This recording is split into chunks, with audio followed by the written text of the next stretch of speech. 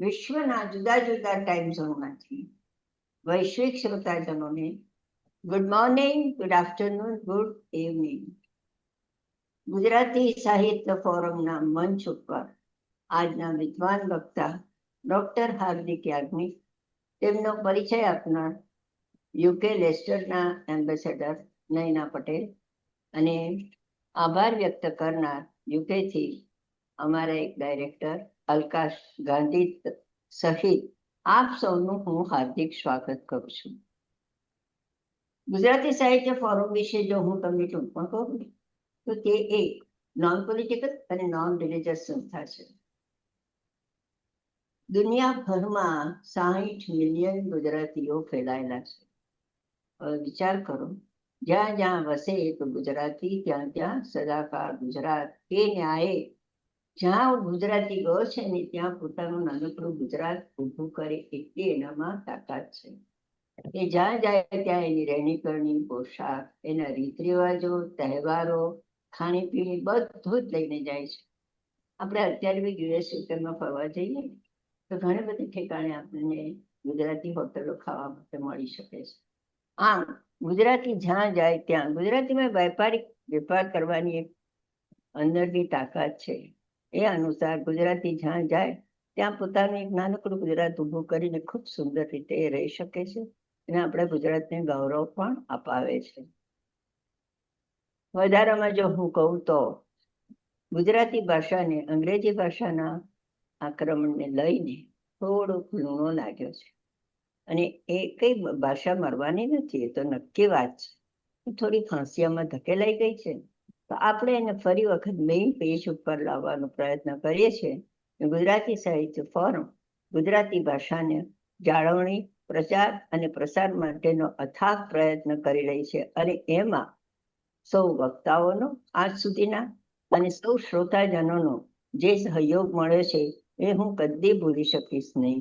અને એ સહયોગથી આપ સૌ ગુજરાતી સાહિત્ય ફોરમને જે એને ખૂબ સરસ ટેકો આપી રહ્યા છો તે બદલ હું અને JSFનો સમગ્ર પરિવાર આપ બધાનો આભાર માને છે. આજે પણ ઘણા નવા સભ્યો દેખાઈ રહ્યા છે તો મારે તમને એટલું જ જણાવવાનું કે ગુજરાતી સાહિત્ય ફોરમની યુટ્યુબ ચેનલ પણ છે અને આજે 304 એપિસોડ થયા ને એ બધા એપિસોડ તમને એ આ યુટ્યુબ ચેનલ ઉપરથી મળશે. બીજી એક ગુજરાતી સાહિત્ય ફોરમની વિશિષ્ટતાની વાત કરું તો ગુજરાતી સાહિત્ય ફોરમમાં દરેક વખતે નવા નવા વિષયો હોય છે. ગુજરાતી સાહિત્ય ફોરમની એક જ છે, વિષય ગમે તે હોય પણ બોલવાનું ગુજરાતી, બસ. અને એટલે જ આટલા બધા વિષયોનું જ્ઞાન તમને જો ઘરે બેઠા ગંગા આવતી હોય તો શા માટે ન લેવું? તમે જ્યારે ઘરમાં જ બેઠા છો, કશે જવાનું પણ નથી, આરામથી અત્યારે તમે ભારતમાં તો બધા જમી ખાઈને બેઠા છો, ત્યાં જમવાની રાહ જોવાની હશે, પણ અત્યારે તમે જે બધા બેઠા છો એ તમને કંઈક ઘરે બેસીને જો નવું જ્ઞાન મળતું હોય તો શું કામ ના લઈએ? અને જો ના લઈએ તો આપણા માટે એ મોટી ખોટ જણાય. આમ ગુજરાતી ભાષાની યુટ્યુબ ચેનલ ઉપર જઈને તમને ગમતો વિષય એ વિષય ખોલીને જરૂર સાંભળજો, સમજજો અને માણજો. અને એ સાંભળતી વખતે, જોતી વખતે તમારા મનમાં કોઈ પ્રશ્ન ઉપસ્થિત થાય તો એ પ્રશ્ન તમે લખી મોકલશો, જેથી કરીને એ પ્રશ્નનો જવાબ વક્તા તમને જરૂર આપશે. ધારો કે તમને કોઈ પ્રશ્ન ઉપસ્થિત નથી થતો, કાંઈ નહીં, તમારો પ્રતિભાવ તો આપશો ને, તો આપ જરૂર પ્રતિભાવ રૂપી આપણો પ્રત્યુત્તર આપીને ગુજરાતી ભાષાની ફોરમને હજુ જેટલા દુનિયાના ખૂણા બાકી છે એ બધા ખૂણે ખૂણે ફેલાય એવો અથાગ અમારા પ્રયત્નને આપ જરૂરથી સાથ આપજો. વધારે વખત ન લેતા હવે આપણે પરિચય વિધિ તરફ આગળ વધીએ. તો પરિચય આપવો ને એ કોઈ માટે બહુ અઘરી વસ્તુ છે, કારણ કે આપણે આપણી જાતને પણ પૂરેપૂરો પરિચય પામી શકતા નથી. ક્યારે શું થઈ જાય, ક્યારે શું વિચારીએ કશી ખબર. તો આ વખતે જ્યારે પરિચય આપવાનો છે એ કટોપૂર્ણ પરિચય તો મળવાનો છે, એ નક્કી વાત છે. સૌ વડીલોને વંદન, સૌને વાલ. જય અંબે અને પ્રણામ. મારું નામ ડોક્ટર હાર્દિક નિકુંજ યાજ્ઞિક છે. નડિયાદ સાક્ષર ભૂમિમાં જન્મ આમ તો અમદાવાદમાં થયો, પણ મૂળ હું નડિયાદનો નાગર. નડિયાદમાં મગનભાઈ એડનવાલા મહાગુજરાત યુનિવર્સિટી નામની એક યુનિવર્સિટી આવેલી છે, જે JS Ayurvedic college, nursing college, BCA college અને એવી અન્ય કોલેજીસ ચલાવે છે. તે યુનિવર્સિટીમાં હું અત્યારે ઇન્ચાર્જ રજિસ્ટ્રાર તરીકે છું. અને પહેલા ગુજરાત સમાચારમાં કોલમ આવતી, પછી મિડ ડેમાં લખતો, હાલમાં છેલ્લા 3-4 વર્ષથી સંદેશમાં વાર્તાલોજી નામની કોલમ લખું છું. અત્યાર સુધીમાં 5 પુસ્તકો પ્રસિદ્ધ થયા છે, જેમાંના 2 યુથોપનિષદ અને ઈશ્વરોલોજી, જેના વિશે આપણે વાત કરીશું. અને એની સાથે સાથે ટૂંકું ને ટચ અને હમણાં જ 3 મહિના પહેલા જ બીજા 2 પુસ્તકો એટલે કે વાર્તાલોજી અને ચૈતન્યોગ્રાફી આવ્યા છે, જેની વાત પણ આપણે ક્યારેક કરીશું. તો આજના વિષય સાથે આજની શરૂઆત કરીએ છીએ. આમ તો દૂર દૂરના દેશોમાં બેઠેલા લોકો છે, આજના જમાનામાં જ્યારે આપણે ગુજરાતીપણાને આ ટેકનોલોજીથી વધાવી રહ્યા છીએ, ત્યારે ટેકનોલોજીની જ કોઈ વાતથી શરૂ કરું તો કોઈક વાર પાસવર્ડ આપી તો જુઓ, કોઈક વાર પાસવર્ડ આપી તો જુઓ ને કોઈની સામે ફોલ્ડરો ખોલી તો જુઓ, કોઈક વાર પાસવર્ડ આપી તો જુઓ ને કોઈની સામે ફોલ્ડરો ખોલી તો જુઓ. નહીં આવે કોઈ દિવસ વાયરસ તમારામાં, નહીં આવે કોઈ દિવસ વાયરસ તમારામાં. માણસાઈ નામે એન્ટીવાયરસ વાપરી તો જુઓ. લાગણીઓની હાર્ડ ડિસ્કમાં સેગમેન્ટ્સ ઘણા હોય છે. ઈશ્વરે આપણને કમ્પ્યુટરમાં જેમ હાર્ડ ડિસ્ક હોય છે, એમ ઈશ્વરે આપણને હાર્ડ ડિસ્ક બનાવી આપી છે. તો લાગણીઓની હાર્ડ ડિસ્કમાં સેગમેન્ટ્સ ઘણા હોય છે. પ્રેમના સોફ્ટવેરથી લોડિંગ આપી તો જો, ને સ્વિચ ઓફ તો આ સિસ્ટમ કરવાની જ ન હોય. સ્વિચ ઓફ તો આ સિસ્ટમ કરવાની જ ન હોય. દરેક હૃદયને માટે તારી વિન્ડોઝ ખોલી તો જો. આ સાહિત્ય ફોરમે જે કર્યું છે ને, એ ગુજરાતીપણાની વિન્ડોઝ ખોલી છે. દુનિયાભરના બેઠેલા ગુજરાતીઓ માટે જ્યારે આ વિન્ડોઝ ખુલી જ ગઈ છે, ત્યારે તમે ગમે ત્યાં દૂર હો, પણ પેલું કહેવાતું નથી કે ઘણીવાર દૂરથી પાસે આવવું સહેલું થઈ જાય છે, પણ પાસેથી નજીક આવવું એ થોડુંક અઘરું છે. અને આજે આપણે જ્યારે ભેગા થઈએ છીએ, ત્યારે તો પાસેની સાથે સાથે શબ્દોને શ્વાસે શ્વાસે લઈ જવા છે. અને આમ તો પહેલેથી જ હું એવું કહી દઉં છું કે યુથોપનિષદમાં ક્યાંક ઉપનિષદની છાંટની વાત હોય કે ઈશ્વરોલોજીમાં ગીતાજીની વાત હોય, હું જરાય જ્ઞાની નથી. નાગર કુટુંબમાં સાંજ પડે હિંચકે બેઠેલા પપ્પા દીકરા જોડે જે વાતો કરે, એમાં મારા પપ્પાએ ઘણી બધી વાતો મને મારી મોટા બેનને કીધી છે, જેમાં પુષ્કળ બધી ઉપનિષદની વાર્તાઓ હતી, ક્યાંક ગીતાજી હતું, ઘણું બધું હતું. અને એ જેમ જેમ જાણતો ગયો નાનપણથી જ, અને યંગ એજમાં એટલી ખબર પડી ગઈ કે આ બધી જ વાતો જે છે એ આજના યંગસ્ટર્સ માટે છે. પુરાણો, વેદો, ઉપનિષદો કે કોઈ જ વસ્તુ ઘરડાઓ માટે છે જ નહીં. ઘડપણની અંદર આનંદ કરવાનો હોય છે, કારણ કે ત્યાં સુધીમાં બધું જ સમજાઈ ચૂક્યું હોય છે, જે આ બધી જ વસ્તુઓ સમજાવવા માંગે છે. અને એ ઉંમર આનંદનો ઉત્સવ થવાની છે. પણ યંગસ્ટર્સે આ બધું સમજવું જોઈએ. અને આપણું દુર્ભાગ્ય એવું છે કે આપણે જો આજના યંગસ્ટર્સને ઉપનિષદની વાત કરવા બેસીએ યા ગીતાજીની વાત કરવા બેસીએ, તો એના આપણે અળખામણા બની જઈશું. રાઈટ. અને એ ન થાય એટલા માટે શું કરી શકાય? તો ક્યાંય કોઈ પ્રકારની સંસ્કૃતની વાતો કર્યા વગર, ક્યાંય કોઈ પ્રકારના સંદર્ભો આપ્યા વગર, ક્યાંય કોઈ પ્રકારની ઈશ્વરીય તત્વની વાત કર્યા વગર, ક્યાંય કોઈ પણ પ્રકારના અઘરા સ્તવનો, ગીત, વાત કશું જ કર્યા વગર આજના જમાનાના છોકરાઓને આજના જમાનાની ભાષામાં આ એક કન્ટેમ્પરરી વેમાં આપણે જો એ વાત ગિટાર લઈને બેઠેલા દીકરાની વાત કરતા કરતા ક્યાંક સમજાઈએ, મૂળ વાત પેલી જ હોય, પણ એને ક્યાંક નવી રીતે જો કરી દેવામાં આવે તો કદાચ જે મૂળ તત્વને પહોંચાડવું છે એ આપણે પહોંચાડી શકીએ. અને એ પ્રયત્ન મારો છે. એક લેખક તરીકે કોઈ માણસ એવું કહે કે ના ના હું તો સમાજ માટે લખું છું ને દુનિયા માટે, આ બધું ખરેખર મને પર્સનલી નથી ખબર. યસ ઓફકોર્સ એક વાત છે કે આપણી ધ્રુવ સ્તુતિમાં એવું લખ્યું છે, ધ્રુવ સ્તુતિનો એક પ્રથમ જ શ્લોક છે કે યોંતઃ પ્રવિશ્ય મમ વાચ મેમા પ્રસુપ્તામ સંજીવયત્યખિલ શક્તિધર સ્વધામનામ અન્યા સહસ્ત ચરણ શ્રવણત્વગાદિન પ્રાણાન નમો પુરુષાય તુભ્યમ.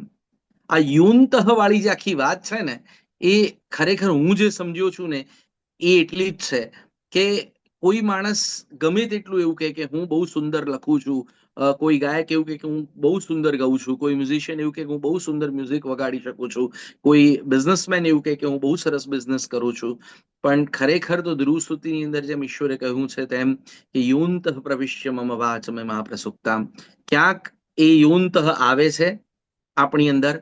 મારા જેવા લેખકને કંઈક લખાડી જાય છે, કોઈ સંગીત વાળા જોડે સંગીત બનાવી જાય છે, કોઈ ગાયક જોડે ગવડાવી જાય છે.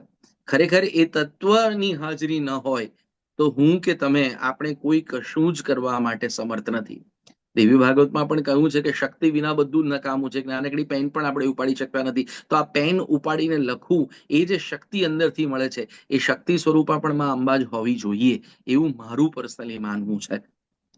અને એની સાથે સાથે મેં કહ્યું કે દરેક વસ્તુમાં કન્ટેમ્પરરી ટચ જોઈએ, તો આજના જમાનાની જેમ એક વસ્તુને હું ક્યારેય નહીં છુપાડું કે એઝ અ લેખક હું એક પુસ્તક લખું પછી એ લોકો સુધી ન પહોંચે ચાલશે, મારે તો એક મારો આનંદ કરવો છે, આવી બધી કોઈ જ વાત નથી હોતી. દરેક લેખકને એવું હોય કે એનું પુસ્તક અનેક લોકો સુધી પહોંચે. આજના જમાનાનો વ્યક્તિ છું એટલે એમાંથી અર્થોપાર્જન થાય એવી પણ કોઈકને ઈચ્છા હોય જ, મને પણ હોય ને બધાને હોય, બરોબર છે. પણ એ વાસ્તવિકતા છે કે અહીંયા કોઈ જ એવા હાલની પરિસ્થિતિમાં એ પરિસ્થિતિ નથી કે એવા વાચકો નથી કે જેથી કરીને એક પુસ્તક ઉપર કોઈ પોતાનું ઘર ચલાવી શકે. પણ ત્યારે તો પણ લખવાનું શું કરવા, તો મને પેલા અત્તરિયાઓ યાદ આવે છે. આપણા જે ભારતમાં રહેલા લોકો અને બહુ જ પહેલાના જે વડીલો અત્યારે હશે એ લોકો એ સંદર્ભને બહુ સરસ સમજશે કે આપણી પોળોની અંદર પહેલા તમને યાદ હોય તો સાયકલ લઈ અને અત્તરિયાઓ આવતા હતા, જે આગળ ને પાછળ પેલી અત્તરની બોટલ લઈને ફરતા હોય અને તમે એને ઊભા રાખો, 2-3 વખત ભાવ પૂછો એટલે એ કાચની શીશીમાંથી આટલું રૂ, એક નાનકડું આમ રૂ લે, કાચની શીશીમાં આમ અડાડી અને પછી તમારા હાથ ઉપર આમ ઘસી અને પછી તમારા કાનમાં આમ ફટ દઈને મૂકી દે. તમે એને સૂંઘો, મજા પડે તમને, પછી તમે ભાવતાલ કરો, એનો ભાવ સાંભળીને કદાચ આપણે એની પાસે ન ખરીદીએ અને જતો રહે ત્યાંથી આગળ. પરંતુ એ ગયા પછી આપણને લગાડેલી પેલી અત્તરની સુગંધ છે એ સાંજ સુધી ને ઘણા કેસમાં તો બીજે દિવસ સુધી પણ આવ્યા કરતી હોય. તો અત્તરિયાએ એનું કામ એટલું જ કર્યું છે કે એને અત્યારે લગાડી દીધું છે, પછી એની સુગંધ એ સામેવાળાએ મેળવવાની છે. હું એક અત્તરિયો બનીને મારી વાત આજે તમારી સમક્ષ મૂકું છું. એની સુગંધ જેટલે સુધી ફેલાય એટલી ઓછી છે. આમ તો કઠોપનિષદની અંદર એક બહુ જ સરસ શબ્દ મૃત્યુના દેવ યમ અને નચિકેતા વચ્ચે છે, આવૃત ચક્ષુ. સમજૂતી એવી છે કે આપણી બધી જ ઇન્દ્રિયો એક્સ્ટ્રોવર્ટ છે, પણ આપણે ઇન્ટ્રોસ્પેક્શન કરી જ નથી શકતા. કદાચ આપણે આપણી આંખો વડે બહાર જોવાની જગ્યાએ આપણી અંદર જો જોઈએ તો એ જોવું એ આવૃત ચક્ષુ છે. અને મેં પુસ્તકમાં પ્રયત્નથી એ કરવાનો પ્રયત્ન કર્યો છે કે ક્યાંય માણસ બહારનું જોવાની જગ્યાએ અંદરની તરફ જુએ. અને એટલે જ કદાચ યુથોપનિષદ નામના જો પ્રથમ પુસ્તકની વાત કરું તો એમાં નાયકનું નામ પહેલા પેજથી છેલ્લા પેજ સુધી ક્યાંય નથી. તમે આખી નોવેલ વાંચશો, ક્યાંય કોઈ જગ્યાએ તમને એ યુવાનનું નામ નહીં દેખાય. અને ઈશ્વરની બહુ જ મોટી કૃપા છે કે પ્રયત્ન ત્યારે સફળ થયો છે કે જ્યારે મને ઘણા બધા વાચકોએ મળ્યા પછી એવું કીધું છે કે મને એવું લાગે છે કે આ મારી વાર્તા છે જે તમે મને વંચાવડાવી છે. અને એ કદાચ ઈશ્વરની સૌથી મોટી કૃપા ગણું છું. વાતની શરૂઆત થાય છે એક બહુ જ મોટા શોરૂમની અંદર. એક બહુ જ મોટો આજના જમાનાનો આધુનિક ક્લોથ શોરૂમ છે. એની અંદર એને એક ટી શર્ટ બહુ ગમી જાય છે, દેખતા વેત જ. તૂટ્યા ફૂટ્યા ફોન્ટ્સની અંદર એની પર લખ્યું છે અથવા તો બ્રહ્મ જિજ્ઞાસા. એનો અર્થ શું થાય એની એને કાંઈ જ ખબર પડી નથી ને એને પડી પણ નથી. પણ ટી શર્ટ બહુ ઢાંસુ છે, એટલે એના કાર્ડ વડે પેમેન્ટ કરે છે અને ટી શર્ટ ખરીદી લે છે, અને ત્યાં જ એના ફોનના સ્ક્રીન ઉપર એક નામ ઝળકે છે, ડેડ. કશું જ સાંભળ્યા વગર ફોન ઉપાડીને તરત જ બોલે છે, બહાર છું, આવું છું, હમણાં 5 મિનિટમાં પહોંચીશ. ફોન બંધ કરી દે છે અને ફોન સામે જોઈને બબડે છે, યાર આમનું રોજનું છે, મને વિઝા ક્યારે મળશે? અને એમ કરીને બાઇકને કિક મારીને પોતાના ઘર તરફ જવા નીકળે છે.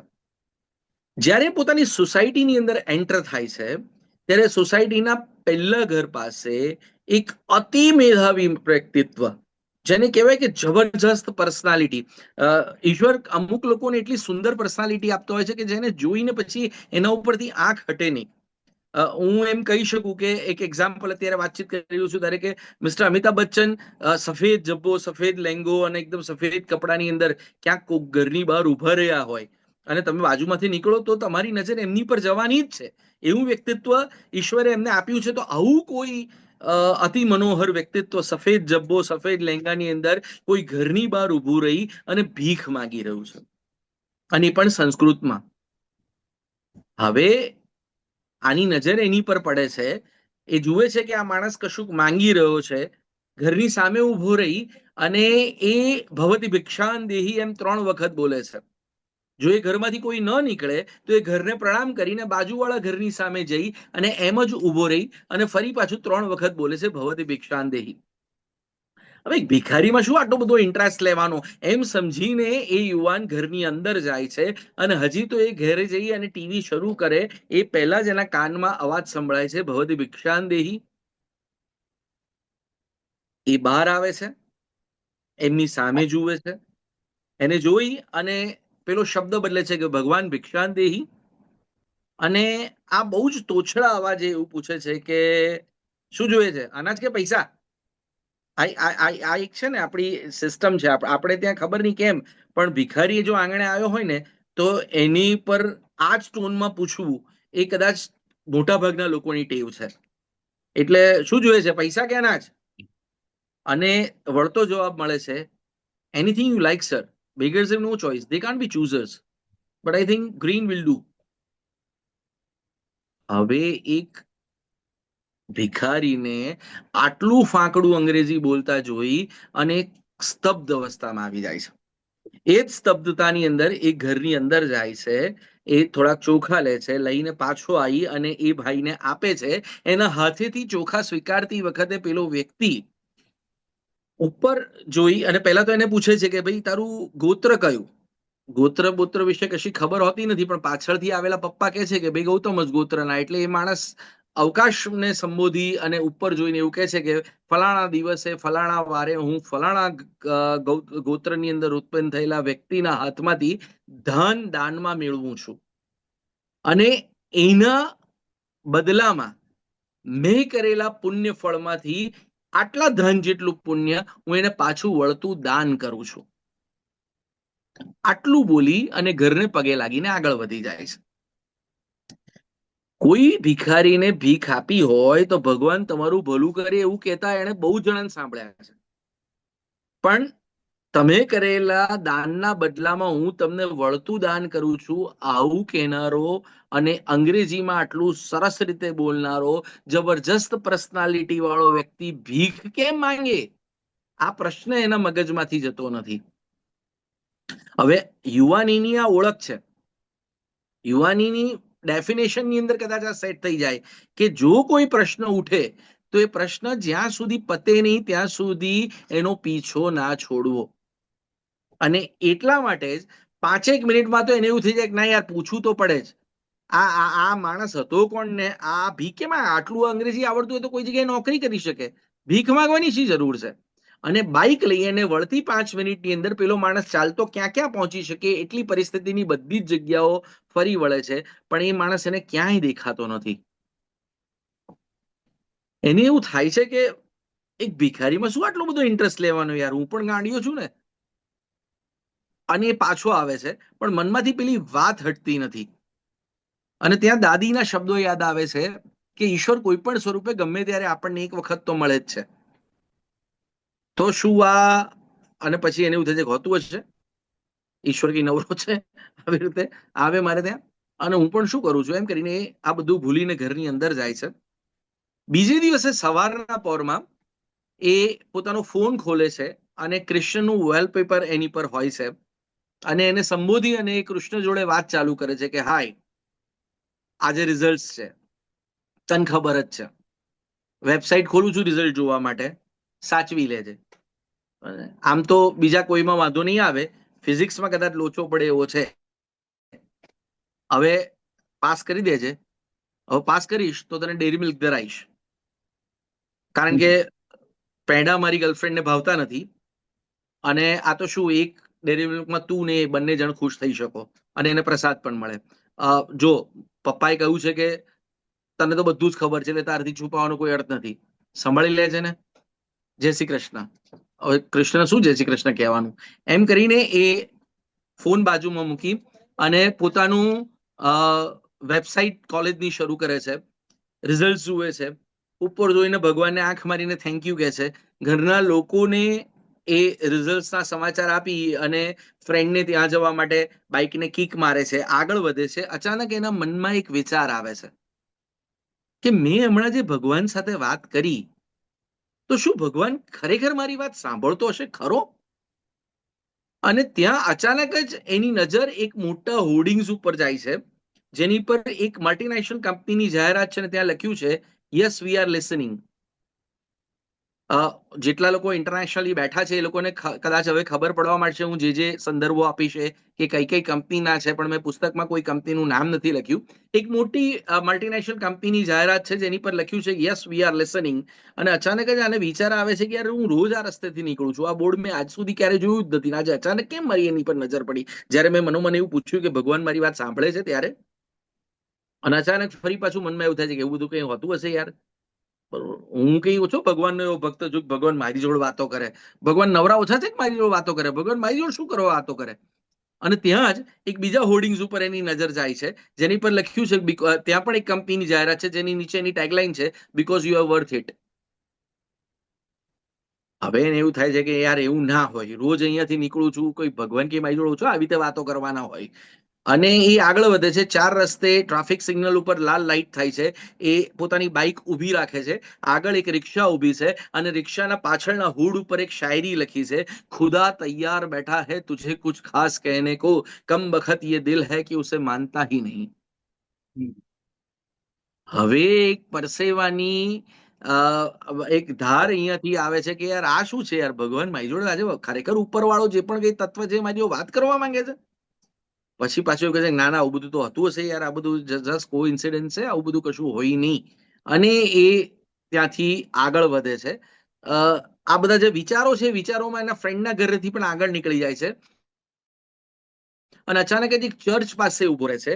અને ચર્ચની બહાર તમને બધાને ખ્યાલ હશે કે ચર્ચની બહાર બધા બાઇબલના વર્સિસ લખેલા હોય છે, તો ત્યાં એક એની પર એનું ધ્યાન જાય છે જેની પર લખ્યું હોય છે કે તારી જોડે જે વાત કરે છે તે હું જ છું, બાઇબલ જોન 84/4. હવે એને થાય છે કે ના યાર આવું ના હોય, બરોબર છે, આટલા બધા કોઇન્સિડન્સ એક સાથે તો ના હોય, ભગવાન કઈ મારી જોડે કશું વાત કરવા માંગે છે. ત્યાં અચાનક જ રસ્તા ઉપર પેમ્પલેટ વેચતા છોકરાઓ હોય છે, જાહેરાતના કાગળિયાઓ આપતા, એમાંનો એક ગરીબ છોકરો દોડતો દોડતો આવીને એના હાથમાં એક પેમ્પલેટ આપીને નાસી જાય છે. એ પેમ્પલેટ જુએ છે તો એક ડાન્સ ક્લાસનું પેમ્પલેટ હોય છે જેની પર આમ આંગળી કરીને એક માણસ ઉભો હોય છે અને નીચે લખ્યું છે join me and change your life.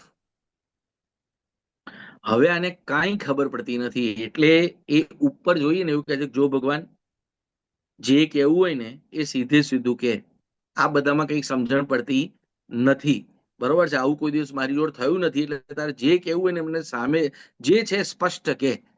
અને આટલી પ્રાર્થના જ્યાં થાય છે ત્યાં એની આંખ સામે એસટી નિગમની એક બસ પસાર થાય છે. હવે ગુજરાતના જેટલા લોકો આપ બધા બહાર પણ ગયા છો પણ જ્યારે પણ અહીંયા આવ્યા છો તમને ખબર છે કે બસની ઉપર મોટી મોટી જાહેરાતો અત્યારે હોય છે, બરોબર છે. તો બસની ઉપર એક ખૂબ મોટી જાહેરાત હોય છે, ચલો હરિદ્વાર. છેલ્લા 50 વર્ષથી હિમાલયમાં રહેતા સંત અખિલેશ્વરાનંદજી ને સાંભળવાનો ને દર્શન કરવાનો લાવો પ્રથમ વખત તેઓ હરિદ્વાર આવી રહ્યા છે. આયોજક એનઆરઆઈ મિશન અમેરિકા. અતિથિ વિશેષ અમેરિકાના સૌથી ધનાઢ્ય ગુજરાતી શ્રી અનંતરાય વસાવડા. અને જે જગ્યાએ અમેરિકાના સૌથી ધનાઢ્ય ગુજરાતી શ્રી અનંતરાય વસાવડાનો ફોટો છે, ત્યાં ગઈકાલે જે માણસ ભીખ માંગવા આવેલો એ વ્યક્તિનો ફોટો છે. અને બસ એની આંખ સામેથી પસાર થઈ જાય છે. પાછળ એક બૂટ ચંપલની દુકાન હોય છે. ઇન્ટરનેશનલ કંપનીની જાહેરાતની નીચે લખ્યું હોય છે જસ્ટ ડુ ઇટ. અને અહીંયા યુથોપનિષદનું પહેલું પ્રકરણ પતે છે. દરેક પ્રકરણના અંતમાં ક્યાંક તમને કોઈ એક ઉપનિષદનો શ્લોક મળશે, યા ફિર કોઈ આપણા સનાતન ધર્મનો કોઈ એક એવો શ્લોક મળશે જેની નીચે એનું ભાષાંતર હશે અને એનો અર્થ પછી તમે વાંચશો. આ ચેપ્ટર વાંચ્યા પછી તો ક્યાંક તમને એનો સંદર્ભ મળી આવશે. અને બીજા ચેપ્ટરની અંદર શરૂઆત થાય છે ત્યારે એ છોકરો હરિદ્વારની ટ્રેનમાં બેઠો હોય છે અને મનોમન એવું વિચાર કરે છે કે પાસ થવા બદલ મેં યુરોપની માંગી હોત તો ટૂર માંગી હોત તો એ પપ્પાએ આપે, અને મેં શું માંગ્યું, હરિદ્વાર. આ ઉતાવળ થઈ ગઈ, બરાબર છે, મારે ઉતરી જવું જોઈએ આગલા સ્ટેશન ઉપર. પણ મનમાં એવું એક ગાંઠ વાગી લીધી કે અમેરિકાનો સૌથી ધનાઢ્ય ગુજરાતી હોય તો એ મારા ઘરે ભીખ માંગવા કેમ આવે, આ પ્રશ્નનો જવાબ મારે મેળવવો જ છે. અને આખી જ નોવેલ એના ઉપર છે કે કઈ રીતે એ માણસ હરિદ્વાર પહોંચે છે, હરિદ્વારથી એ ઋષિકેશ, ત્યાંથી હિમાલય એ માણસ મળે છે, શું થાય છે, એના જવાબો છે. અને આ આખી ઘટનાની અંદર કેટલાક એવા કેરેક્ટર્સ આવે છે કે જે કેરેક્ટર્સ એ ક્યાંક આપણી આસપાસ અનુભવેલા વ્યક્તિઓ છે, જે એક સંદેશા વાહક બની અને આપણી સાથે કેટલીક એવી વાતો કરે છે કે જે ક્યાંક ઉપનિષદોમાં છે પણ જે આપણને ખબર નથી. જેમ કે એક સરસ મજાની વાત છે, એક ભરત કરીને રિક્ષા ચાલક છે. હવે તમારામાંથી જેટલા લોકો હરિદ્વાર ગયા છે બધાને ખબર હશે કે તમે હરિદ્વાર સ્ટેશનની બહાર નીકળો એટલે એક રેગ્યુલર ઓટો રિક્ષા વાળા હોય છે અને એક પેલા સાયકલ રિક્ષા વાળાઓ હોય છે. ભરત આવો જ એક સાયકલ રિક્ષા વાળો છે જે બહુ જ બોલકણો છે, ખૂબ વાતોડિયો છે, મૂળે ગુજરાતી છે પણ હરિદ્વારમાં રહે છે. અને એ આપણા આ નાયકને મળી જાય છે. એની રિક્ષાની પાછળ મોટા અક્ષરે લખ્યું છે છોડ દો મિલ જાયેગા. એ પોતાની વાતમાં જેમ આપણા દરેકના તકિયા કલામ હોય છે, ઘણીવાર કોઈ વસ્તુ કોઈકને બહુ જ બોલવાની ટેવ પડી ગઈ હોય છે, અને એવી જ એક તકિયા કલામ ભરતનો હોય છે, છોડ દો મિલ જાયેગા. બહુ જ વખત આ માણસ એના મોઢે આ શબ્દ સાંભળે છે અને એક બે વખત તો પહેલો એવું બોલી જાય છે કે મને તો મૃત્યુએ પોતે આપેલો મંત્ર છે, છોડ દો મિલ જાયેગા. અને ત્યારે એના મનમાં પ્રશ્ન થાય છે કે આ છે શું, અને એ કહે છે કે ભરત આ છે શું, છોડ દો મિલ જાયેગા, અને મૃત્યુએ તને કેવી રીતે આપ્યો છે આ મંત્ર. ત્યારે ભરત પોતાની એક વાત કરે છે, એ હું તમારી જોડે શેર કરું કે હું સાયકલ રિક્ષા અહીંયા જે ચલાવતો હતો એ પહેલા હું હિમાલયમાં જે ટ્રેકિંગ ઉપર આવે એ ટ્રુપ્સનો સામાન ઉચકવાનું કામ કરતો હતો. અને એડવેન્ચર વાળા જેટલા પણ લોકો હોય એ લોકોનો સામાન ખભે ઉચકી અને ટ્રુપની સાથે સાથે હું પહાડમાં જંગલોમાં ફરતો હતો. અને માનાના જંગલોની અંદર ક્યાંક હિમાલયની અંદર હું એક દિવસ મારા ટૂરથી છૂટો પડી ગયો, મારા આખા ટ્રુપથી છૂટો પડી ગયો, ગ્રુપથી છૂટો પડી ગયો. અને અમાસની અંધારી રાત હતી. મને મારી આંખથી એક હાથ દૂર શું હતું અથવા તો અડધા હાથ દૂર શું હતું એ કંઈ જ દેખાતું નહોતું. એકદમ નાનકડી કેડી ઉપર હું ચાલી રહ્યો હતો.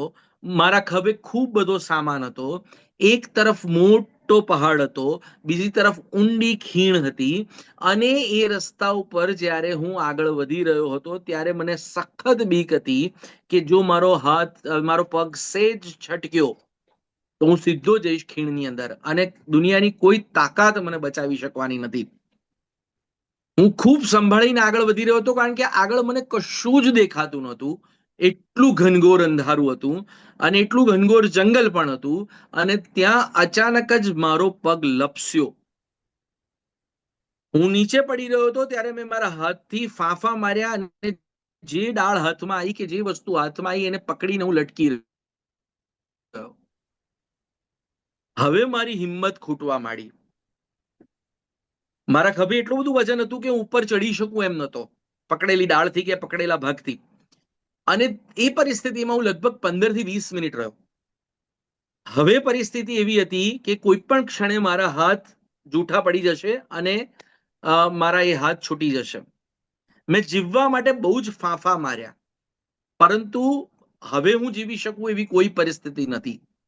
એટલે હું સંપૂર્ણ શરણાગતિની સ્થિતિમાં આવી ગયો. મેં ઈશ્વરને સંબોધીને પ્રાર્થના કરી કે હવે મારું જીવવું એ કોઈ પણ હિસાબે શક્ય લાગતું નથી, એટલે હું તારા શરણે આવું છું.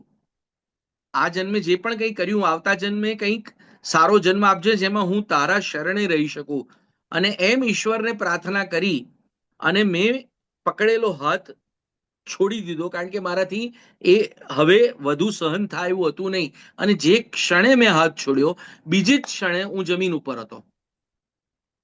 કારણ કે હું જ્યાં લટક્યો હતો એની એક્ઝેક્ટ નીચેના ભાગમાં બીજી એક કેડી હતી, લગભગ 1 જ ફૂટ કે 1.5 ફૂટ નીચે. એ કેડી મને દેખાતી જ નથી અંધારાને લીધે. અને અહીંયા પ્રથમવાર મને ખબર પડી કે જ્યાં સુધી મેં મૃત્યુને સામે બચવાના ફાંફા માર્યા ત્યાં સુધી મને તકલીફ જ મળી. પણ જે ક્ષણે મેં મૃત્યુ સામે મારા સમર્પણને, મારા જીવનને છોડી દીધું, એ જ ક્ષણે મને મારી જિંદગી મળી. અને ત્યારે કદાચ ઈશ્વરે મને એ શીખવાડ્યું, પહેલી વખત એ મંત્ર આપ્યો, એ મૃત્યુએ મને પહેલી વાર મંત્ર આપ્યો કે છોડ દો, મિલ જાયેગા. આવા અઢળક પ્રસંગોથી તરબતર છે આ યુથોપનિષદ. યુથોપનિષદના કેટલાક વસ્તુઓ છે કે જેમ કે એક બહુ સરસ વસ્તુ છે કે એક બહુ જ પડછંદ 7 ફૂટ ઊંચો નાગો બાવો એને મળે છે, જેનું નામ છે બંધુ બાબા. બંધુ બાબાની પણ એક બહુ અદ્ભુત સ્ટોરી એની અંદર છે. બંધુ બાબાના કહેવાથી ઉતરી જાય છે ટ્રેનમાંથી, પાછો ત્યાંથી ભાગતો હોય છે, પાછો બંધુ બાબાના કહેવાથી રોકાઈ જાય છે. અને રોકાયા પછી અચાનક પેલાને પૂછે છે કે આ બંધુ બાબા હતા કોણ, કે છે આખરે છે કોણ માણસ. પેલા કે છે કે આમ રેવા દે ને, સાધુનું કુળ ના પૂછાય. તો કે ના ના, છે કોણ, કે છે કે ચોર. બંધુ બાબા એ રતલામનો બહુ જ મોટો ચોર હોય છે. અને ચોરમાંથી કેવી રીતે આટલો મોટો સિદ્ધ સંત બને છે એની એક વાત છે. અને એ જે બંધુ બાબા છે ને, એમની સાથે જયારે રાતે મળવા જાય છે ને ત્યારે એક બહુ સરસ સ્ટોરી કહે છે. હું એ તમને સંભળાવું કે એક કાન ખજૂરો બતાવી ને એની વાર્તા કહેવાની શરૂ કરે છે. કાન ખજૂરો એક હતો, બહુ શાંતિથી પોતાનું જીવન જીવતો હતો. અચાનક એને એક માણસ મળ્યો. એ માણસ એવું કે જેને પ્રાણીઓ, પક્ષીઓ, જીવજંતુ બધાની ભાષા આવડે. સામે મળેલા કાન ખજૂરાને એવી રીતે ઉભો રાખ્યો, પછી કાન ખજૂરાના સખત વખાણ કર્યા. અને પછી વાતનો પ્રશ્ન પૂછી રાખ્યો કે આટલા બધા પગમાંથી પહેલો પગ કયો ઉપાડવાનો અને બીજો પગ કયો ઉપાડવાનો, એ તું નક્કી કેવી રીતે કરું છું? અમારા માણસોના તો 2 જ પગ છે, બરોબર છે, તોય અમે આમ ચાલતા ચાલતા રિધમમાં ચાલતા ને અચાનક રિધમ બદલાઈ જાય તો અમે તો પડી જઈએ છીએ. તારો તો આટલા બધા પગ છે યાર, તું આમ પહેલો કયો ઉપાડું બીજો કયો ઉપાડું, આમ ગોઠવવું કેવી રીતે? એટલે પેલો કાન ખજૂરો કે મેં તો આવું કશું વિચાર્યું જ નથી યાર. લે, તો કે ના, વિચારવા જેવું છે ને, કે છે તું વિચાર તો ખરો કે કેવી રીતે તું આ કરું છું. અને ત્યારે એ માણસ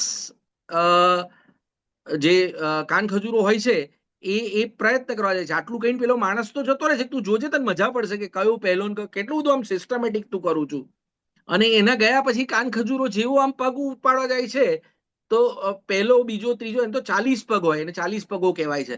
એ તો ત્યાં જ આમ ગૂંચડું વળીને પડી જાય છે. બિચારો ઈચ્છે તો આગળ ચાલી નથી શકતો, એ ત્યાં જ પડ્યો હોય છે. થોડાક સમય પછી પેલો માણસ પાછો આવે છે અને પૂછે છે કે કેવું છે.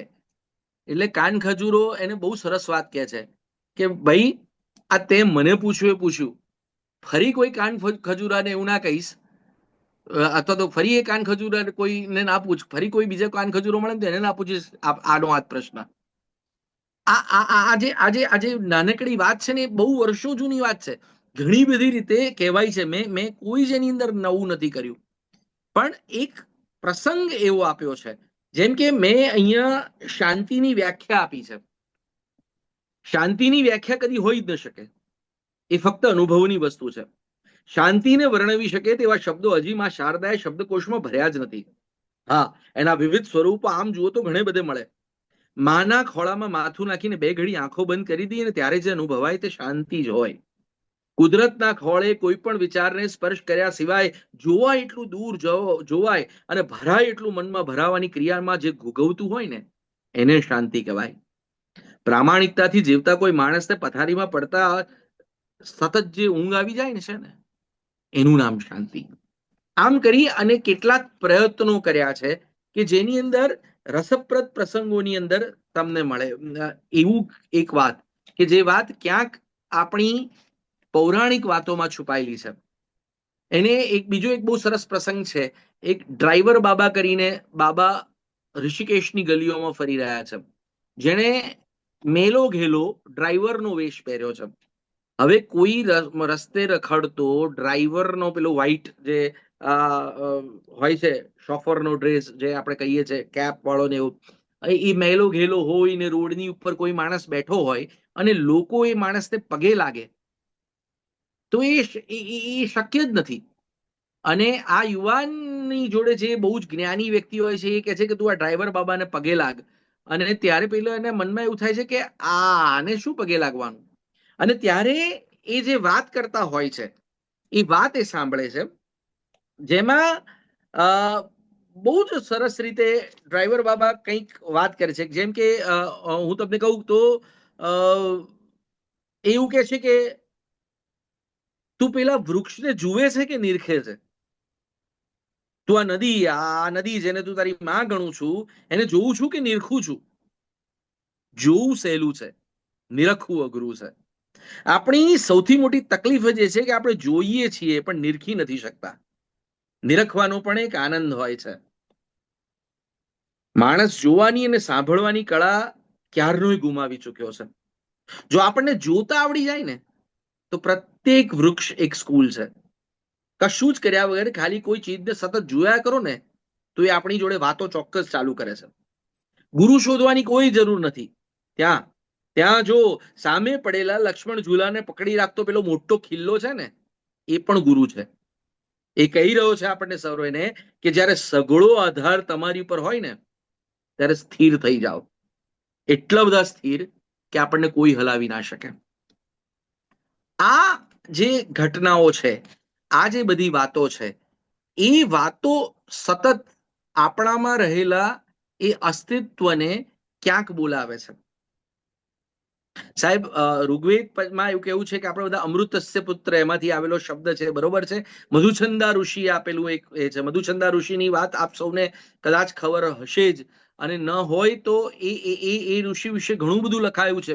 સત્ય અસત્ય એની પર આપણે નથી જતા, પણ એક વાત છે કે જ્યારે યજ્ઞની અંદર ઇન્દ્રદેવ ખુદ કહે છે કે હું બધા જ શિષ્યોની પરીક્ષા લઈશ અને જે વ્યક્તિ સર્વશ્રેષ્ઠ યજ્ઞ કરશે એ યજ્ઞ કરનાર વ્યક્તિને આપણે જે આપણા વેદ ઉપરનું જે ખાસ લખાણ છે એ કરવાનો અધિકાર આપીશું. અને ત્યારે એ કોમ્પિટિશન એટલી બધી જોરદાર થઈ જાય છે કે બધા જ ઋષિપુત્રો જે શિષ્યો હોય છે એ ખૂબ બધી પ્રેક્ટિસ કરે છે.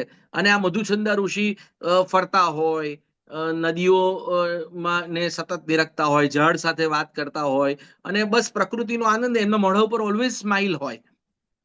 અને જ્યારે પરીક્ષા શરૂ થાય છે, બધા પોતપોતાના યજ્ઞો કરે છે અને ઇન્દ્રની સામે જ્યારે એમને લઈ આવવામાં આવે છે, બધાને એવી ખબર છે કે મધુચંદાએ તો કશું કર્યું જ નથી. અને ત્યારે એના યજ્ઞ વિશે પૂછે છે કે તે કયો યજ્ઞ કર્યો? અને મધુચંદા એવું કહે છે કે મેં જીવનને જાણ્યું છે. જીવનની જે ક્ષણો મને મળી છે એ ઈશ્વરનો આશીર્વાદ છે એમ સમજીને એ દરેક ક્ષણને મેં અનુભવી છે. મારું જીવન જ એક યજ્ઞ છે. મારે બીજા યજ્ઞ કરવાની કોઈ જરૂર નથી. મારા શ્વાસ એની આહુતિ છે. બોલો, તમે મારો યજ્ઞ સ્વીકાર કરશો? અને ઇન્દ્ર એ વસ્તુ સ્વીકાર કરે છે. અને ત્યારે આપણને સૌને મધુચંદા ઋષિ મળે છે, જે ઘણી બધી વસ્તુઓ લખે છે. સાહેબ, શું લેવું અને શું ન લેવું, મધુચંદા ઋષિની વાત હું તમને બીજી કરું છું, મારા પુસ્તકમાં નથી, પણ આ એક આપણે જયારે સંવાદ આગળ ચાલી રહ્યો છે ત્યારની આખી ઘટના છે. કારણ કે આ શું લેવું ન લેવું પરથી મને બીજી એક આવી એક વાત યાદ આવે છે. એક વખત ગાંધીજીને કોઈએ 8 પેજ ભરીને ગાળોનો કાગળ લખેલો. 8 પેજમાં મને તો પહેલું તો આ જયારે વાંચ્યું ત્યારે મનમાં એવું થયું કે આટલી બધી ગાળો એ લાવ્યો કેવી રીતે હશે. 8 પેજ ભરીને ફક્ત ગાળો હતી. અને મહાદેવભાઈ પાસે જયારે લેટર પહોંચ્યો, હવે એમને બીક હતી કે હવે ગાંધીજીને કેવી રીતે હું કહું કે આટલી બધી ગાળો વાળો લેટર આવ્યો છે તમને. અને છતાં પણ એ લઈને જાય છે ને એમને કહે છે, ગાંધીજીને આપે છે. અને ગાંધીજી આમ જુએ છે અને પછી એ 8 કાગળ જેની પર લગાડ્યા હોય છે ને ટાંકણી એની અંદરથી કાઢી અને કાગળ પાછા આપે છે. અને પછી એવું કહે છે કે આખા કાગળમાંથી લેવા જેવી ચીજ આ છે. આ એનું ઓપિનિયન છે, એટલે એને લખ્યો, એ એનું ટ્રુથ છે, બરોબર છે, પણ મારે તો આટલું જ લેવું છે. એટલા માટે જ કદાચ સર્જકોના પૂતળા થાય છે, વિવેચકોના પૂતળા નથી થતા. એટલે એક લોકોને બોલાવવું જોઈએ. પણ આપણી તકલીફ એ છે કે આપણે બધું જ લઈ લઈએ છે. આપણા દરેકના ઘરની બહાર પગ લૂછણ્યું છે, પણ આપણા મનની બહાર મન લૂછણ્યું આપણે નથી રાખતા. અને એટલા માટે જ કદાચ આ બધા પુસ્તકોની જરૂર છે, બરોબર છે. બાકી ઘણીવાર આપણે કોઈના વિશે એટલું બધું કરીએ, આપણી આસપાસ મારો જે લખાણના પ્રયત્નો હોય છે એ હંમેશા એવા હોય છે કે આપણી આસપાસના આપણા રોજિંદા જીવનના જે એક્ઝામ્પલ્સ છે એ લઈએ અને એના પ્રત્યે કહીએ. સે ફોર એક્ઝામ્પલ, આપણે ઘણી વખત આપણા સંબંધોને ઓળખી જ નથી શકતા કે કેવું હોય. પણ એ સંબંધો માટે એવું છે કે આપણે ગાડી ચલાવીએ છીએ તો ગાડીના જે સાઈડ મિરર હોય છે ને એની પર હંમેશા લખ્યું હોય છે કે object in a mirror is closer than it appear. સાહેબ, તમે જોજો, આમ સ્ટીકર ઇન્ડિયામાં તો લગાડેલું જ હોય છે, દરેક નવી ગાડીમાં હોય છે કે object in a mirror is closer than it appear. તમારું વાહન પાછળ આવતું વાહન જે છે તમે ધારો છો એના કરતા તમારી વધુ નજીક હોઈ શકે છે. સાહેબ, સંબંધોનું પણ એવું જ છે. પછી એ માણસની માણસ વચ્ચેના હોય કે માણસથી ઈશ્વર વચ્ચેના હોય. અને ત્યારે એ પ્રશ્નના જવાબમાં મને મળે છે ઈશ્વરોલોજી. ઈશ્વરોલોજી અત્યાર સુધીની ખૂબ એટલે ખૂબ જ પ્રખ્યાત થયેલું એક પુસ્તક છે. અને એની શરૂઆત જ એવા પ્રશ્નથી છે કે જે દરેક માણસે ક્યારેક ને ક્યારેક ઈશ્વરને સંબોધીને મનમાં કરેલા છે, પણ ઈશ્વર સાથે એટલી બધી બીક છે કે આપણે ક્યારેય ઈશ્વરને સામે એ પૂછી નથી શકતા. એક સંજય નામના યુવાનને એક યમદૂત એક બહુ જ ગંભીર ભૂલને કારણે સ્વર્ગમાં લઈ ગયો છે, વૈકુંઠમાં એને લઈ ગયો છે. એ ભૂલ છે એટલા માટે. અને ભગવાનની સામે ઊભો છે અને ભગવાનની સામે એ માણસ એવું કહે છે કે જુઓ બોસ, આપણે એટલી બધી તાકાત ધરાવતા હોઈએ કે એક ચપટી મારીએ એટલે દુનિયા બની જાય, અને એક ચપટી મારીએ એમાં દુનિયા મિટાવી પણ શકીએ. આટલો બધો પાવર આપણી જોડે હોય, એ બધો જ પાવર લઈ અને આપણે ધરતી ઉપર જન્મ લઈએ અને પછી આપણી પત્નીને કોઈ રાક્ષસ ઉઠાઈ જાય કે પછી આપણો મામો ખરાબ માણસ હોય તો એમાં કોઈ કંકોડાય ફરક ના પડે. માફ કરજો મારી લેંગ્વેજ માટે, આ ફિલિંગ નથી, ફ્રસ્ટ્રેશન જેવું એ ભગવાનને કહે છે, બરાબર છે. આ નીચે તમે જુઓ જ ખરા કેવી સિસ્ટમ થઈ ગઈ છે. તમારી સિસ્ટમ જ તમે અપડેટ નથી કરતા. બધી જોલમ જોલ જ છે, બરાબર છે. આ નીચે 4G થી 5G સુધી દુનિયા પહોંચી ગઈ છે. અને તમે કોકને આપવા માટે એટલું બધું આપી દો છો, આપવા બેસો છો જોતા જ નથી. અને કોકની જો લો છો તો એટલું બધું લો છો, તો એના કરતા બેલેન્સ કરીને આપતા હોય તો તમારું જાય શું, એમ કોને. આ નીચે તમે જુઓ, ફે પડી જાય છે. રાવણ રાડ પાડી ઉઠે ને, કંસને કોમ્પ્લેક્સ થઈ જાય એવા માણસો છે નીચે, બરોબર છે. જો તમે સાચા હોવ ને તો છે ને આ બધા પાવર તમારા બાજુમાં મૂકી અને એક સાવ સામાન્ય માણસ બની અને મારી જોડે આવી, મારી જોડે રહી અને પ્રેક્ટિકલ મને શીખવાડો કે આ ગીતામાં તમે કહ્યું છે એ પ્રમાણે અમારે કેવી રીતે જીવન જીવવાનું. સાવ સાદી ભાષામાં, આપણે રસ્તા ઉપર સફેદ પટ્ટાએ આમ તમારું સ્કૂટર પડ્યું હોય અને પેલો ટ્રાફિક વાળો 100 રૂપિયાની લાલચમાં તમારું સ્કૂટર લઈ જતો હોય, ત્યાં ગીતા કેવી રીતે વાપરવાની, લો બતાડો જોઈએ. સંસ્કૃત આવડતું નથી એટલે અઘરી અઘરી વાતો કરવાની, પ્રેક્ટિકલી શીખવાડો. ચલો બોલો, છે ચેલેન્જ મંજૂર? અને એક યુવાનની ચેલેન્જ મંજૂર કરી અને ઈશ્વર પોતે નીચે આવે છે. ગીતાજીમાં એક મોટો રથ છે, અહીંયા એક મોટું સ્કૂટર છે, ત્યાં અર્જુન છે, અહીંયા સંજય છે, બરાબર છે, ત્યાં કૃષ્ણ છે, અને અહીંયા ઈશ્વરલાલ ગગનવાસી છે જે પેન્ટ શર્ટ પહેરીને બેઠેલા છે, અને એ સ્કૂટર ઉપર એના સંજયને લઈને ફરે છે, અને જે ઘટનાઓનું સર્જન થાય છે એનું નામ છે ઈશ્વરોલોજી. સાહેબ, ઈશ્વરોલોજીનો એક સૌથી સરસ પાર્ટ હું તમારી સાથે વર્ણવવા માંગુ છું. હું ખાસ બોલતી વખતે ભૂલી જઉં છું સમય, એટલે રિંકીબેન મારો સમય થાય એટલે મને ખાસ પ્લીઝ કહી દેજો, એટલે મને ખ્યાલ નથી.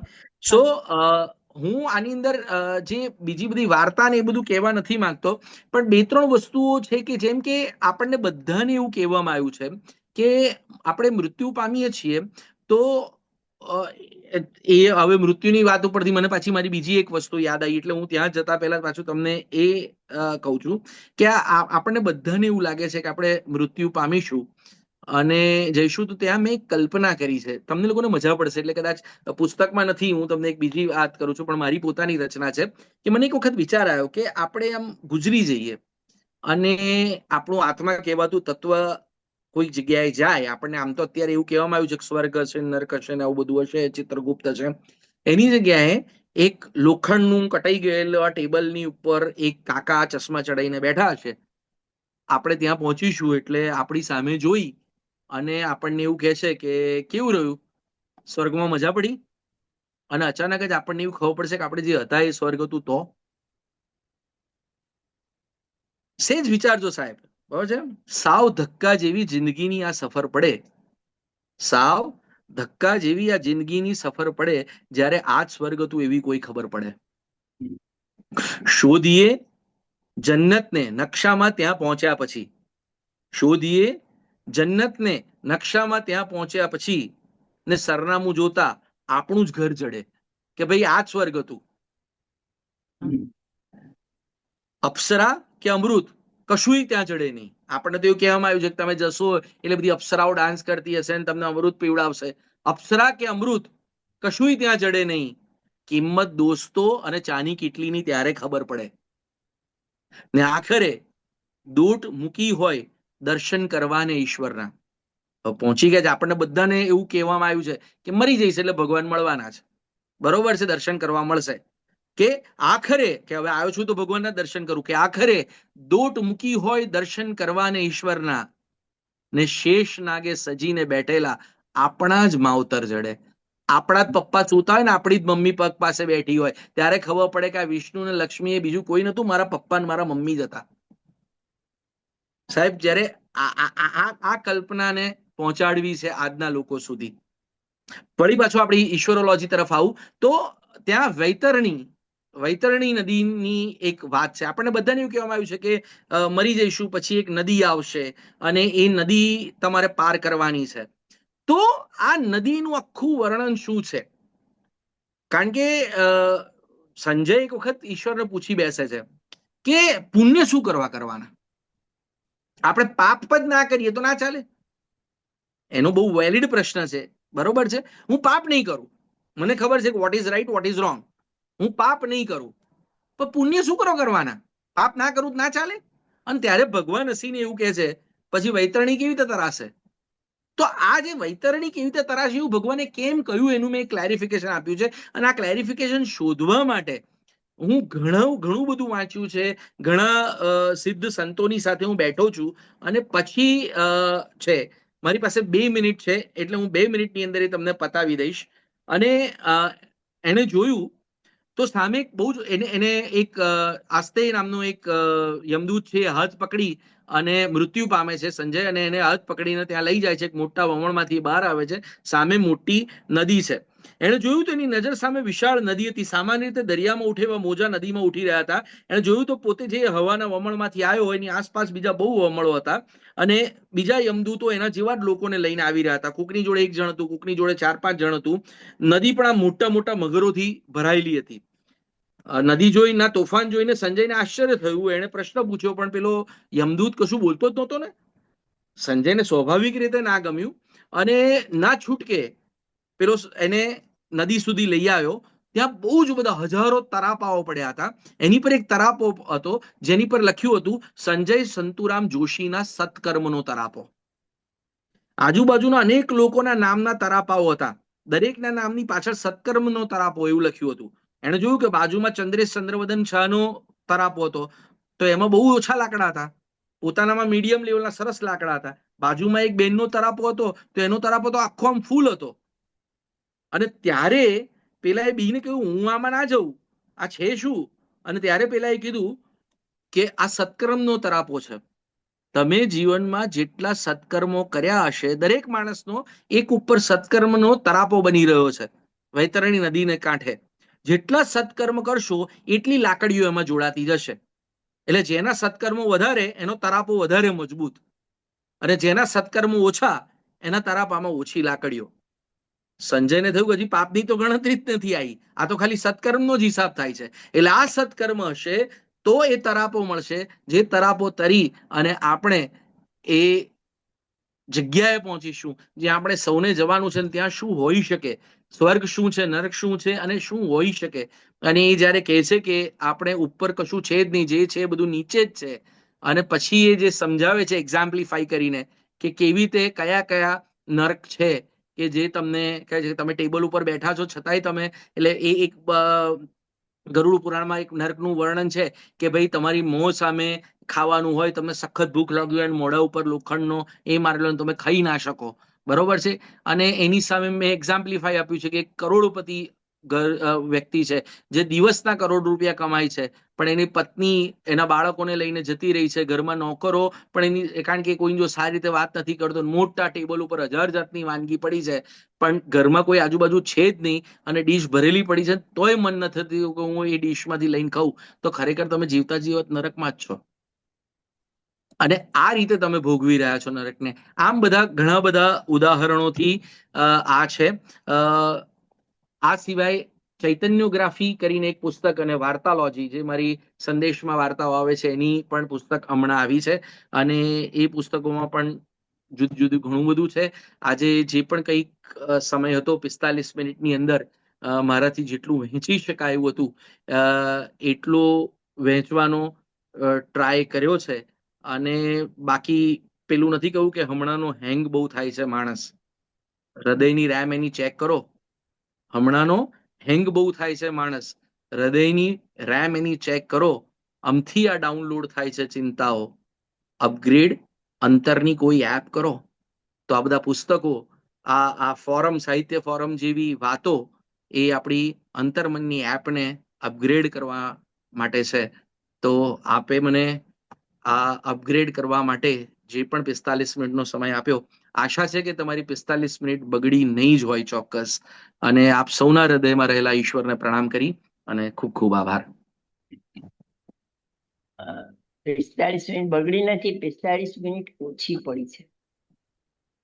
એટલે અને ખૂબ સરસ રીતે તમારા અત્યારના વર્ગને લાગુ પડે એવું છે. પણ આપણે બધાએ પ્રયત્ન કરવાનો છે કે એ વર્ગ આવા સેશનમાં આવે અને આવા પુસ્તકો વાંચે. એ ખાસ જરૂરની વસ્તુ છે અત્યારે. તમે ખૂબ સરસ રીતે ઈશ્વરોલોજી અને ઉપનિષદ સમજાવ્યા. તો સવાલ જવાબના સેશનમાં કૌશલભાઈને સવાલ છે, આપણે એમને વિનંતી કરીએ. જી સર. નમસ્તે હાર્દિકભાઈ. નમસ્તે નમસ્તે નમસ્તે સર. બહુ મજા આવી, કારણ કે એટલા બધા ટેગ્સ મેં મૂક્યા અને કેવી રીતના બધા કનેક્ટ ડોટ થયા છે આખા, રાઈટ. તો બહુ બહુ મજા આવી. પહેલી વાત તો એ કે હું પણ તમારી જેમ નડિયાદમાં જન્મ્યો નથી, પણ નડિયાદનો છું. ને મારી નડિયાદની ઇમ્પ્રેશન એવી હતી કે લોકોના મગજ અમદાવાદી બજારમાંથી જે પેલી તીખી ભાખર પડે જેવા લોકોના મગજ હોય.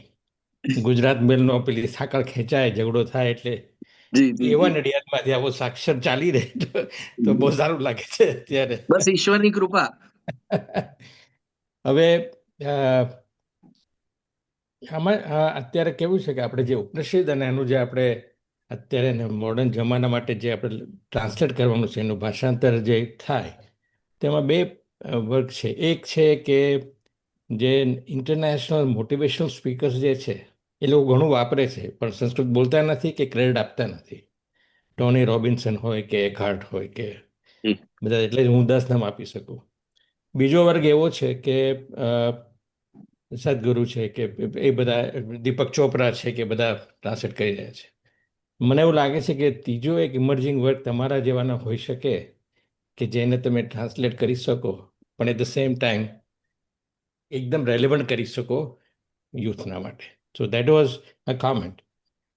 હવે ક્વેશ્ચન એ છે કે મેં તમારા એમાં જોયું કે તમે NLPના પ્રેક્ટિશનર છો, ન્યુરો હા લિંગ્વિસ્ટિક જી પ્રોગ્રામિંગમાં. તો અત્યારે અ, તમારું જે સાંભળતો, હા, હા હા તો અત્યારે તમારો સાંભળતો હતો તો કે ભાઈ જી ન્યુરો, તો કે આપણે એમ કે વિચારો, ભાવનાઓ, સ્મૃતિઓ બધી તમારે આવે.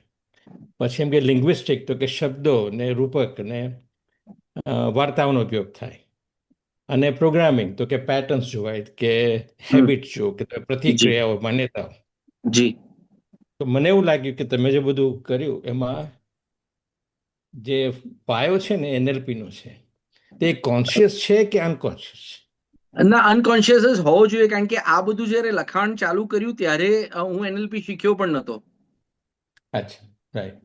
એટલે હું એમાં ત્રણ વસ્તુ કરું છું, ત્રણ વસ્તુ માનું છું. જેમ પહેલું એક માન્યું છે, જે મેં આગળ જ જણાવી દીધું, કે યોનતઃ પ્રવિશ્ય થતું હોય છે. કારણ કે એક ખબર નહીં કેમનું થાય છે, ઘણી વાર કરીએ છીએ તો એ નથી જ સમજણ પડતી. બીજી વાત એવી છે કે નડિયાદમાં આમ મૂળ તો 272 સાક્ષર થઈ ગયા, પણ મૂળ 9 સાક્ષરો કહેવાય. અને એમાંના એક ઝવેરીશંકર યાજ્ઞિક, એ મારા દાદાજીના દાદા થાય, એટલે હાર્દિક નિકુંજભાઈ મધુભાઈ રસિકલાલ ઝવેરીશંકર. હું એમની 5મી પેઢીએ છું. એટલે કદાચ જે જીન્સ વાળી વાત છે એમાં કદાચ ઈશ્વર કૃપાએ એમનું એક નાનકડો તત્વ આવ્યું હોય. અને ત્રીજું કે જે સાંભળ્યું છે, જે ગમે છે એ વેચવાનો પ્રયત્ન છે. બસ આ ત્રણ વસ્તુ હોઈ શકે. એટલે તમારું NLP તમારા DNA પર બેઝ છે એવું ગણી હોઈ શકે. શકાય. ચાલ, thank you. Thank you sir, thank you so much. ખૂબ સરસ. હવે તો આ પુસ્તકો લઈને વાંચવા જ પડશે એવું લાગી રહ્યું છે મને અત્યારે. અને એમેઝોન ઉપર અવેલેબલ છે, અને હું તમે અમૂલ પબ્લિકેશન્સ સર્ચ કરશો તો તમને મળી જશે એ પુસ્તકો. એ લોકો ફ્રી ડિલિવરી કરતા હોય છે. Okay, thank you. હવે આપણે આજે અમને સાંભળ્યા, અને હવે બધાને થશે આટલું સુંદર પ્રવચન. અને એક વસ્તુ કહું કે આજે શ્રોતાઓ એટલા બધા સ્તબ્ધ અને મુગ્ધ રીતે થયા છે કે એમને શું પૂછવું એ બી ખ્યાલ આવતો. એટલા શ્રોતાઓ તન્મય થઈ ગયા છે.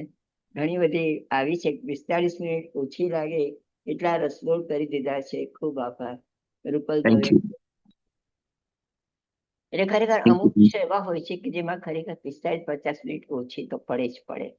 પણ આપણે જેમ કોલેજનો જે 45 મિનિટ્સનો પીરિયડ હોય છે ને, એની વધારે ઉપર જાય તો લોકોનો રસ પણ ઓછો થતો જાય, એવું પણ બને. એટલે આપણે આ જે રાખ્યો છે એ બરાબર છે. હા, બધાની લાગણીને માન આપી ને આપણે સેકન્ડ સેશન પડશું, બીજી 45 મિનિટ, એ વધારે સારું રહેશે. હવે આટલું સરસ આજે સાંભળ્યા પછી કેવું છે, હું છે ને લોકોને મળવા વાળો માણસ છું. એટલે હું જો આપની પરમિશન હોય તો હું ખાસ આપ લોકોને કહું કે મારું ઈમેલ એડ્રેસ અને નંબર આપું છું. તમને જે હૃદયની લાગણીઓ હોય એ મને કાં તો વોટ્સએપના મેસેજથી મોકલશો તો મને ખૂબ ગમશે. શું સારું હતું એવું નહીં કહો તો ચાલશે, શું ન મજા પડી એ કહેશો તો કદાચ વધારે એ કરીશ. આ સિવાય પુસ્તક વિશે કંઈ જાણવું હોય, વધારે વાત કરવી હોય તો પણ આપણે વાત કરી શકીએ એમ છીએ. તો તમારી અનુમતિથી ચોક્કસ હું તમને નંબર આપું, એટલે કોઈને કદાચ પુસ્તક પણ જોઈતી હોય કે મારી નવી આવેલી પુસ્તક વિશે જાણવું હોય તો પણ કહી શકું. મારો નંબર અહીંયા એની અંદર નોટ કરી દઈશું આપણે, ચેટ બોક્સની અંદર હું લખી કાઢું છું. ઇટ ઇઝ બહુ સહેલો છે, 9724567890. વાહ ભાઈ વાહ. 972 just a minute, 97245678990. સહેલો જ છે એટલે યાદ રહી જશે. અને 2 વખત ટાઈપ થઈ ગયો છે કદાચ, એટલે બે વાર બોલ્યા ને એટલે કઈ નહીં, રિંકી મૂકી દેશે ચેટ બોક્સમાં નંબર. ઓકે, એટલે આપણે કોન્ટેક્ટ કરીશું. ફેસબુક ઉપર કે કશા ઉપર હશો તો મેસેજ કરજો, અને ઘણું બધું હું બધું મૂકતો રહું છું, તમને લોકોને ગમે એવું મળશે. બરોબર છે, ચાલો. મીના નાયક પૂછે છે કે યુથોપનિષદ અવેલેબલ નથી એવું એ મારા પબ્લિકેશન ને મારે પણ પૂછવું પડશે કે શું છે, એ મને ખ્યાલ નથી, એટલે ઓકે ઓકે બરોબર છે, હું પૂછી રાખીશ. કારણ કે એમની પાસે તો અવેલેબલ છે, કદાચ એમેઝોન ઉપર એ લોકોએ પેલું લિંક નહીં કરી હોય. હું ચોક્કસ પૂછી રાખીશ.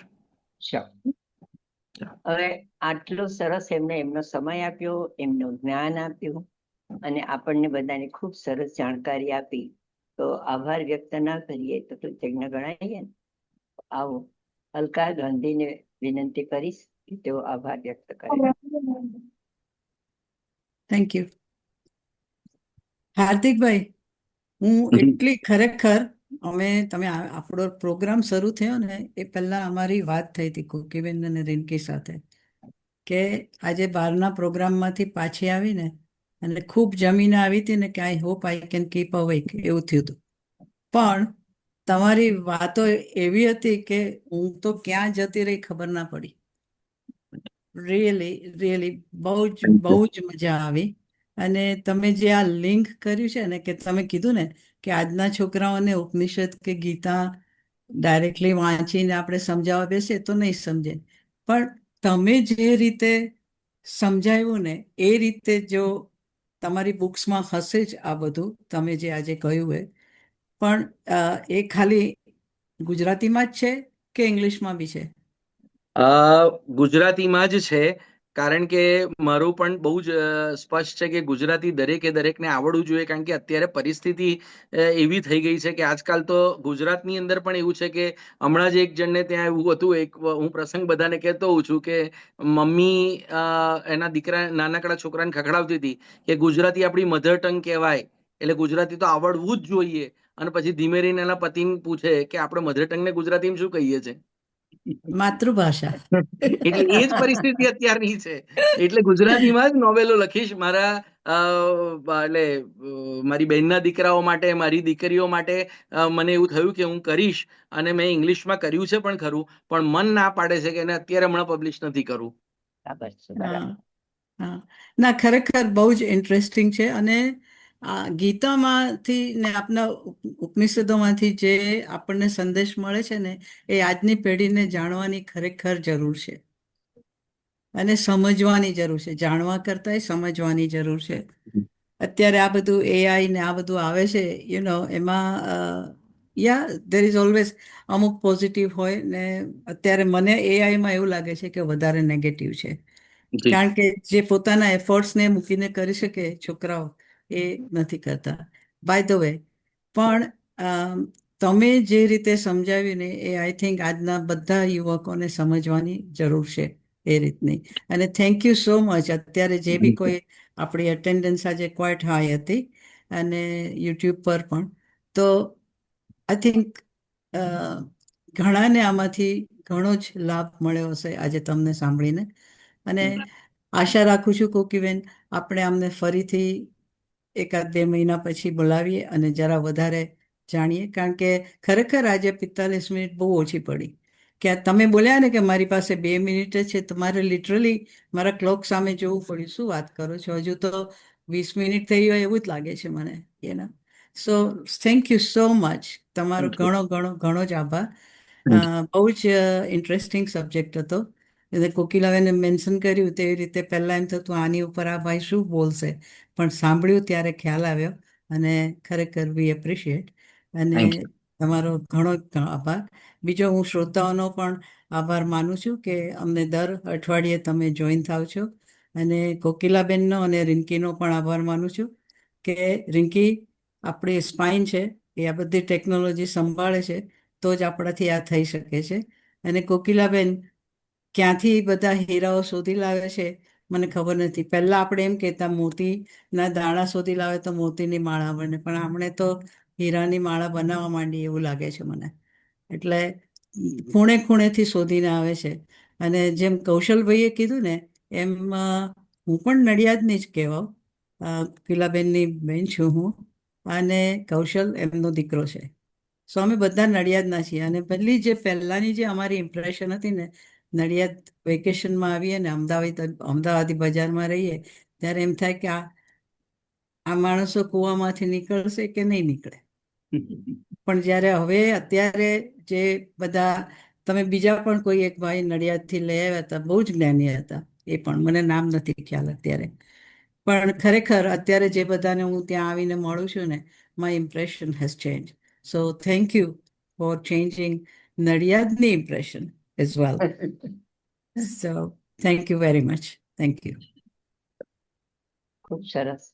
હવે જણાવતા આનંદ થાય છે કે બરોડા ખાતે સૌથી પહેલી વખત ફિઝિકલ મળવા માટેનું એક આયોજન કરેલું હતું. બરોડામાંથી 11 વક્તાઓ હતા અને અમારા 8 એમ્બેસેડર્સ હતા, અને બીજા અમુક જણ વક્તાઓ વધારે હતા, સોરી 13, અને કુલ કરીને લગભગ 25 જણા અમે ભેગા થયા. એક ફોટો બતાવી દે. અને ખૂબ સરસ રીતે એનું આયોજન થયું. એટલે મારા બધા એમ્બેસેડર જે અત્યારે છે એમને વિનંતી કરીશ કે તમે તમારા પોતાના શહેરની અંદર આવું નાનકડું આયોજન કરશો તો બધાને મળીને એટલો આનંદ થયો કે એક જ શહેરમાં રહેવા છતાં કોઈ મળ્યા નતા પર્સનલી એકબીજાને, અને એટલે બધાને ખૂબ ગમ્યું. રિંકી આપણને એક ફોટો, આટલા જણ અમે હતા આમાંથી. હા, એટલે આ બધાએ ખૂબ ઇન્ટરેસ્ટથી, અને અમે લોકો લગભગ 2.5 થી 3 કલાક બધા સાથે રહ્યા.